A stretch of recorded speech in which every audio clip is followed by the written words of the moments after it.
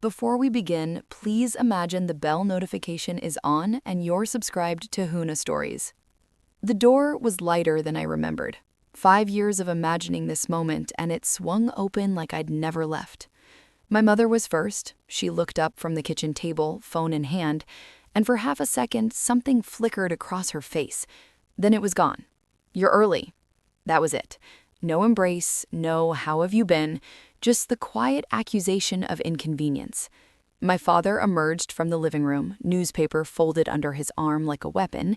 He looked at my uniform, creased, standard issue, nothing decorative, and his eyes moved past it to the wall behind me. "Did you eat on the train?" Silence.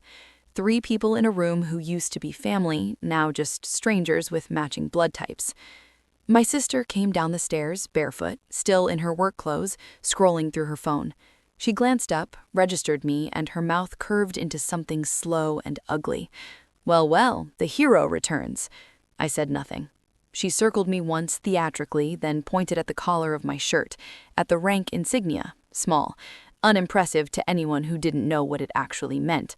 "That's it? 5 years and that's who you managed?" She laughed, but it was sharp, meant to cut. "I thought you'd at least come back with something shiny. Instead, you look like you clean toilets for a living." My mother didn't correct her. My father shifted his weight but stayed silent. "You know who I ran into last week?" My sister leaned against the doorframe, enjoying herself. "Megan's brother. He did 4 years and came back a captain. Captain.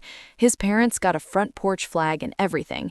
And you just," she waved at me dismissively, "walk in like nothing."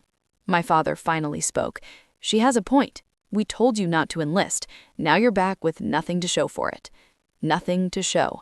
I felt the weight on my chest. Not anger, just the familiar pressure of holding everything down.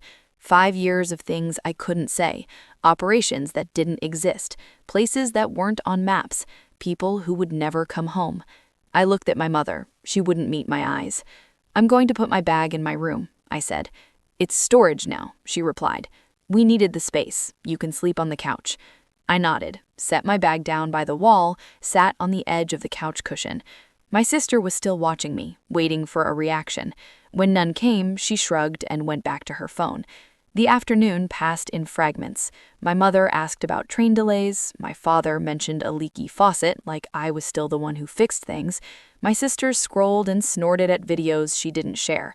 Then the doorbell rang. My mother answered. 2 police officers stood on the porch. She turned to look at me, and for the first time all day, there was something alive in her expression. Satisfaction. "They're here for you," she said. "Not a question."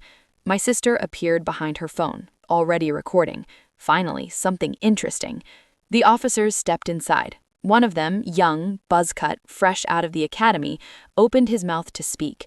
I held up one finger. He stopped. My father started to say something, but I ignored him. I just sat there, hands resting on my knees, and waited. 45 seconds. My sister kept filming. My mother crossed her arms. My father looked between me and the officers, confused by why they weren't moving. Then another vehicle pulled up outside. Heavy engine, the kind that doesn't belong to civilian traffic. Boots on the walkway. The door opened wider. He filled the frame without trying. 4 stars on each shoulder. Dress uniform, face that had been on news broadcasts and behind closed doors in places most people didn't know existed. The room went still. My sister's phone lowered slightly, my mother's arms uncrossed, my father's mouth opened, then closed. The general walked past them like they were furniture, stopped 3 feet in front of me, drew himself up and saluted. Not a quick one, not a formality. A full, deliberate salute held long enough for everyone in that room to understand exactly what they were seeing. I rose, returned it, held his eyes. When we lowered our hands together, he spoke, loud enough for all of them to hear. "They wouldn't let me wait outside," he said. "Protocol required local escort." His voice was tired, worn down by decades of hard decisions. "My apologies for the disruption." I shook my head once. "No apology necessary, sir." He glanced at my family, at my sister's phone still recording, at my mother's frozen face, at my father who suddenly looked very small, then back at me. "The car's outside. We need to debrief. After that, you've got 30 days, wherever you want to go." I nodded, reached down for my bag. My mother found her voice. "Wait, what is this? What's happening?" The general looked at her, just looked. He didn't need to say anything. I walked toward the door, past my sister, whose phone arm had dropped to her side, past my mother, who reached out like she might touch my sleeve but stopped short, past my father, who finally understood that the newspaper he was holding meant nothing. At the threshold, I paused, not to look back, just to adjust my grip on the bag. Then I stepped outside, into the evening air, and the door closed behind me.